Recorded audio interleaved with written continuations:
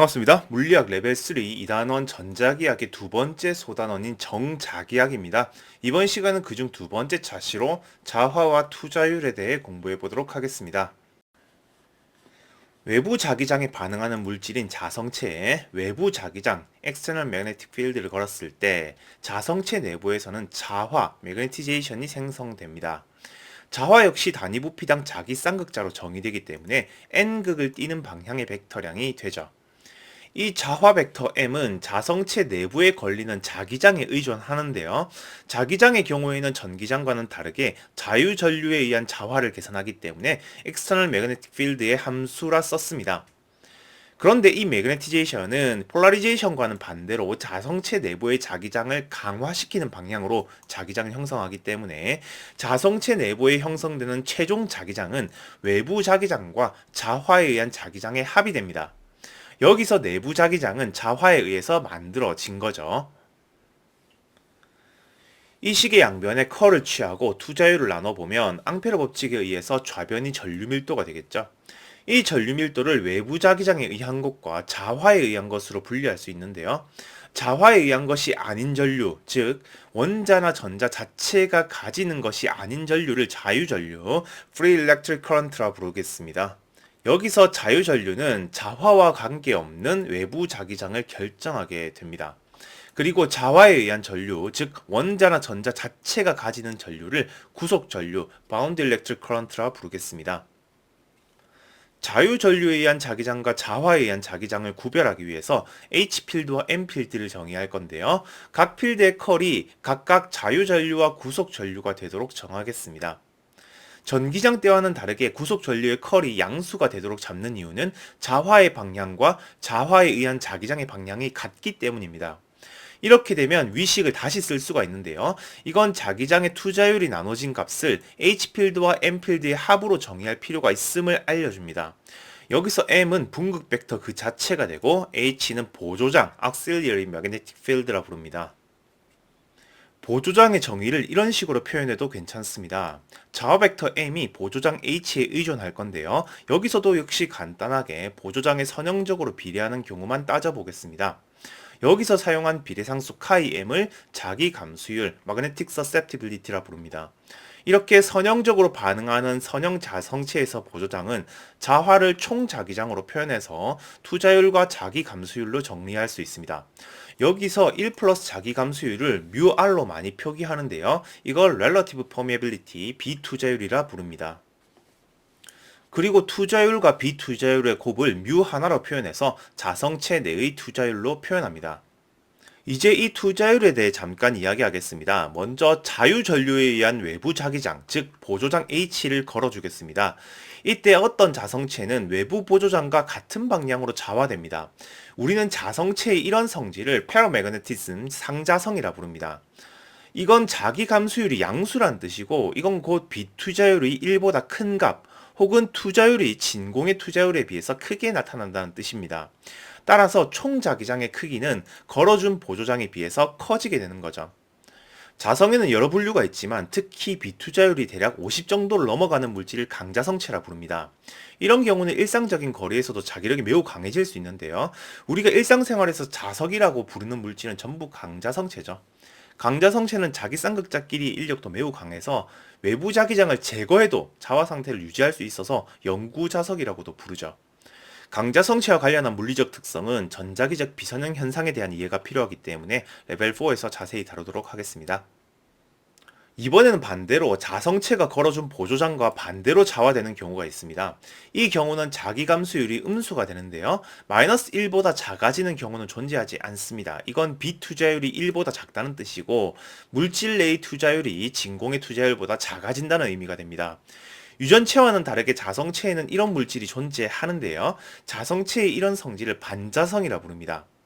즉 반자성체에는 보조장을 걸면 내부 물질이 반대로 자화되면서 총 자기장의 크기가 작아지게 되죠. 반자성 중에서도 자기 감수율이 마이너스 1인 물질이 있을 수 있는데요. 이렇게 되면 투자율이 0이 되기 때문에 물질 내부의 자기장이 완전히 사라지게 됩니다. 우리는 이런 자성체를 완전 반자성체 혹은 초반자성체라 부르는데요. 대표적으로 임계온도 이하의 초전도체가 이런 성질을 가지고 있죠. 초전도 현상 역시 레벨 4에서 자세히 다루게 될 겁니다. 그러면 이제 앙페르 법칙을 다시 정리해 봐야겠죠. 앙페르 법칙은 계산할 범위를 잡아서 적분형으로 표현된 것이 있었고, 특정한 한 지점에서 성립하는 미분형으로 표현된 것도 있었습니다. 이때 사용된 전류는 모든 종류의 전류 분포를 사용하고 있었죠. 이 전류를 자화와 관계없는 자유전류와 자화를 만들어내는 구속전류로 나눈다면, 보조장과 자화가 각각 자유전류와 구속전류에 의해 형성된다고 정할 수 있었고, 이걸 적분형으로 표현하면 기존의 앙페르 법칙의 적분형과 유사한 결과를 얻을 수 있습니다. 자성체 내에서의 투자율을 사용해서 선형 자성체 내에서 발생하는 자유전류에 의한 총자기장을 바로 구할 수도 있습니다. 이 결과는 자성체 내부의 자기장을 구할 때 자성체 내에서 발생되는 자화를 신경 쓰지 않고 투자율만 자성체의 것으로 바꿔주면 된다는 걸 말해주고 있습니다. 물론 이건 선형 자성체인 경우에 자화의 정보를 이 투자율이 담고 있기 때문이죠. 앞차시에서 다뤘던 자기장의 경계 조건도 자화의 관점에서 다시 정리하겠습니다. 자기장 경계 조건은 1번 매질과 2번 매질의 경계에 K만큼의 면 전류 밀도가 존재할 때 경계를 감싸는 가우스면을 잡아서 면의 위와 아래에 가우스 법칙을 적용해보면 수직 성분 사이의 관계를 얻을 수 있었죠. 마찬가지로 면 전류가 존재하는 경계를 감싸는 앙페르 고리를 잡아서 회로의 위와 아래의 앙페르 법칙을 적용해보면 수평 성분 사이의 관계를 얻을 수 있습니다. 여기서 면 전류 밀도 역시 자화에 의한 전류 밀도와 자화와 관계없는 자유 전류 밀도로 분리할 수 있습니다. 자기장의 경계 조건과 비슷하게 보조장의 경계 조건을 자유면 전류 밀도로 표현할 수 있죠. 이러면 자연스럽게 자화의 경계 조건은 구속 면전류 밀도로 표현되겠죠. 그리고 안타깝게도 경계면의 수직 성분에 대해서는 자기장의 발산이 없기 때문에 보조장의 폐곡면 적분이 자화의 폐곡면 적분과 반대부호로 같아야 한다는 결과 이외의 정보를 얻을 수는 없습니다.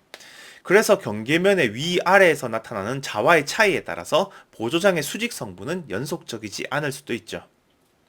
그래서 자화가 고려될 때 유의미하게 사용할 수 있는 경계 조건은 경계와 나란한 성분의 경계 조건뿐이고, 이건 선형 자성체의 경우에 자화의 효과를 포함시켜서 자기장의 경계 조건의 수평 성분을 투자율과 자유전류로 표현할 수도 있습니다. 자화의 경계 조건이 의미하는 바를 연습해 보겠습니다. 먼저 자화된 선형 자성체를 생각할게요. 여기서도 역시 선형 자성체만 생각할 겁니다. 내부가 화면에서 나오는 방향으로 M1의 크기로 균일하게 자화되어 있다면 오른쪽 면이 위쪽 방향의 구속 면전류, 왼쪽 면이 아래쪽 방향의 구속 면전류를 가지게 됩니다. 그런데 오른쪽 면이냐 왼쪽 면이냐를 구별하는 것은 여기서도 면의 법선 벡터 방향일 거고요. 그래서 구속 면전류 밀도를 자화와 면의 법선 벡터의 외적으로 표현할 수 있는 거죠. 물론 이 상황에서는 자화의 공간적 기울기가 없기 때문에 물질 내부에 존재하는 구속 전류는 없습니다. 여기에 자화의 크기가 M2로 다른 선형 자성체를 오른쪽에 붙여보겠습니다. 그러면 오른쪽 자성체에 의해서 나타나는 자화에 의해서도 좌우의 구속 면전류가 만들어지죠. 따라서 자성체 경계에서의 총 구속 면전류 밀도는 KB2-KB1이 됩니다. 그래서 자화의 경계 조건은 경계면의 바로 위와 바로 아래에서 발생하는 구속 면전류 밀도의 합을 의미한다는 걸 알 수 있죠. 물론 이건 경계의 나란한 성분만 해당되는 겁니다. 만약에 경계면에 수직한 성분의 자화가 있다면 자화의 최종 방향은 비스듬할 수 있는데요. 이걸 그림상 나타내기는 힘들어서 이렇게 두 성분을 따로 생각할게요. 다른 성분이 있어도 나란한 성분만 아까와 같다면 이 식은 아까와 동일하게 성립되는 거고, 수직 성분은 경계 구속 면전류 밀도에 영향을 주지 않기 때문에 수직 성분의 경계 조건을 결정할 아무런 단서가 없는 거죠. 적어도 자기장의 다이버전스가 없기 때문에 자화의 수직 성분이 차이 나는 만큼 보조장의 수직 성분의 차이 난다는 것만 알 수 있습니다. 이번에는 선형 자성체 내부의 자화가 X축을 따라서 달라지는 경우를 따져보겠습니다. 먼저 왼쪽 면의 위치를 X1, 오른쪽 면의 위치를 X2로 잡으면 양쪽 면의 면 전하 밀도는 이렇게 계산되겠죠. 지금 그림상 자화되어 있는 나오는 방향을 G축으로 잡으면 K-바운드 1, 2의 Y축 성분은 각각 경계에 나타난 면전류 밀도의 G축 성분을 의미합니다. 이제 자성체 내부의 자화가 일정하지 않기 때문에 특정 지점에서 자화의 컬이 존재할 수 있습니다. 이 그림처럼 X축 양의 방향으로 자화가 커진다면 컬 M이 아래 방향의 벡터가 되고요. 이 지점의 바운드 커런트가 아래 방향으로 흐르게 되겠죠. 그리고 이 내부 자화에 의한 전류를 모두 합해 볼 건데요. 일단 자성체를 가로지르는 면을 잡아서 이 면의 내부를 Y 방향으로 통과하는 바운드 커런트를 구해보면 자화는 X축 방향으로만 다르게 뒀기 때문에 X1에서 X2까지 자화의 지성분에 대한 합으로 표현됩니다. 여기서 라지 L은 잡은 면적의 지축 방향의 길이입니다. 따라서 자성체 내부를 통과하는 총 구속 선전류는 X2에서의 면전류와 X1에서의 면전류의 차이에 길이 L을 곱한 형태로 나타나게 되죠. 그런데 이 값의 결과는 면전류의 합과 반대부호가 됩니다. 역시 자성체 전체에는 자유전류가 없으니까요. 구간을 dx로 줄여서 면전류 밀도와 부피 전류 밀도 사이의 관계를 다시 보면 이 지점에 구속 전류 밀도가 있다는 건 자화의 컬, 즉 dx 간격 좌우에 나타난 자화가 다르다는 건데요. 좌우에 나타난 자화를 자성체 표면으로 본다면 자화의 차이가 바로 좌우에 있는 면전류 밀도의 y성분 차이가 됩니다. 따라서 한 점에서의 전류 밀도는 그 점의 양면에 있는 면전류 밀도의 기울기라고도 해석할 수 있게 되는 거고, 이 dx 공간을 y 방향으로 통과하는 전류, 이걸 모두 합하면 항상 0이 되는 거죠. 이것이 전기장의 분극과 마찬가지로 자화가 고르지 않게 발생했을 때 나타나는 한방향 성분에 대한 미시적 기술이 됩니다. 전기장에서 공부했던 무한평면판에서 자기장도 연습해 보도록 하겠습니다. 무한평면판 주변에 생기는 자기장은 앞차시에서 계산했듯이 면전화 밀도가 K고 면의 법선 벡터가 지축을 향한다면 면의 위와 아래에서 서로 반대 방향으로 2분의 뮤제로 K라는 걸 알고 있습니다. 이 결과는 자기장의 경계 조건도 잘 만족하는데요. 진공에서는 자화가 없기 때문에 공간에서의 보조장을 쉽게 구할 수 있고, 보조장 역시 그 경계 조건이 잘 성립한다는 걸 확인할 수 있습니다. 이번에는 지지로 지점에 무한평면판을 하나 더 깔아놓고 두 판에 각각 면전류 K1, K2를 같은 방향으로 흘리겠습니다.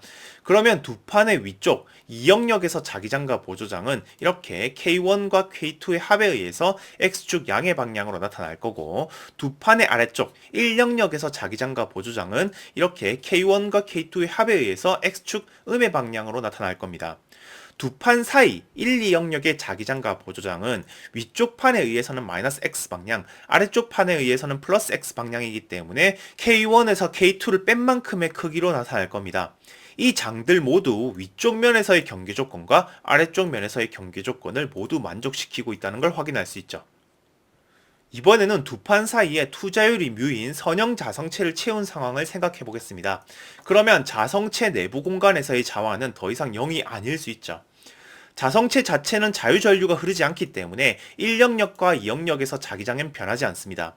그렇지만 자성체 내부에서는 자화가 생기기 때문에 여기에서의 자기장은 자화의 효과가 포함된 투자율이 나타나야겠죠. 그러면 자기장 접선 성분의 경계에서의 차이는 아까보다 좀 더 복잡하게 변합니다. 그리고 경계 조건에 의해서 이 값들이 각 경계의 총 면전류 밀도가 되어야 한다는 걸 알 수 있죠. 여기서 자화에 의해서 구속된 면전류 밀도 바운드 K1과 바운드 K2를 계산할 수 있습니다. 이게 타당한 결과인지 자화를 직접 계산해 볼 수도 있는데요. 물질이 없는 1영역과 2영역의 자화는 명백히 없고요. 1, 2영역의 보조장은 공간의 자유전류가 바뀐 적이 없기 때문에 자성체가 없는 상황과 동일하게 나타납니다. 따라서 자성체 내부에서의 자화는 이렇게 계산할 수 있죠. 그래서 각 경계에서의 자화에 의한 경계 조건은 이렇게 계산되고요. 이건 자기장의 경계 조건으로부터 얻은 결과와 완전히 일치한다는 걸 확인할 수 있습니다. 그리고 모든 곳에서의 분극이 상수기 때문에 여기서도 구속 면전류 밀도는 모든 곳에서 0이 됩니다. 이번에는 이전 차시했던 반지름이 라지 R인 원통 전체에 부피 전류 J가 균일하게 지축 방향으로 흐르는 상황을 연습해 보겠습니다. 대신 원통의 내부에는 투자율이 뮤인인 물질을, 원통의 외부에는 투자율이 뮤아웃인 물질을 채울게요. 그러면 이제 지축을 중심으로 원형 앙페르 고리를 잡고 앙페르 법칙을 이용해서 원통의 내부와 외부의 자기장과 보조장을 쉽게 구할 수 있죠.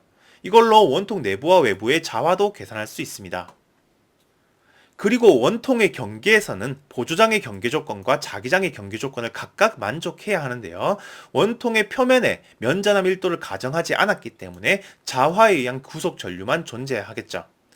보조장의 경계 조건은 자유면전화가 존재하지 않기 때문에 경계에서 연속이 되고요.